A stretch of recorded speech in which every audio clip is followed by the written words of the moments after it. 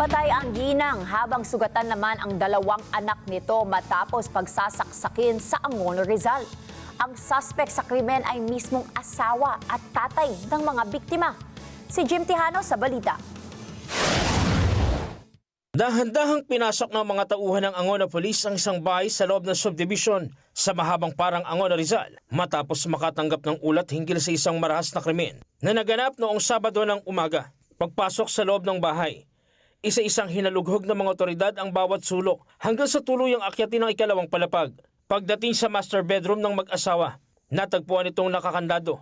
Kaya't napilitan ng mga pulis na sirain ang pinto upang makapasok. Pagpasok natin doon sa master's bedroom na nakalock, pinasa po natin pasukin yan. Kung saan tumambad po sa atin na yung kanyang misis na in blood bath na. At wala ng buhay at kinonfirm yan ng doktor na kasama namin. Yung husband na nakita sa CR na nakahiga doon at nag-attempt din siyang patayin ng kanyang sarili.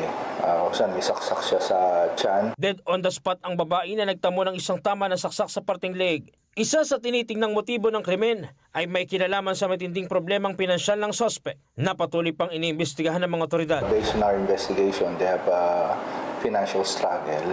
No? Yun yung nakikita naming dahilan ng suspect kaya niya nagawa yung krimen. Kung saan napatay niya ang kanyang misis o asawa niya at nasaksak niya rin ang kanyang 15-year-old child. Ayon sa pulisya, nagawa pang makatakas ang dalawang bata at makahingi ng tulong sa gwardiya ng subdivision na naging susi sa mabilis sa pagresponde ng mga otoridad. Buti na lang at nakatakas yung kanyang bunso na 12-year-old at sumabay sa pagtakas yung 15-year-old nung nilubayan siya ng kanyang ama sa pagsasaksak sa kanya. Nakuha siya ng chance na makatakbo. Sa kasalukuyan, nagpapagaling sa ospital ng suspect gayon din ang kanyang sugatang anak. Naharap ang suspect sa patong-patong na kaso.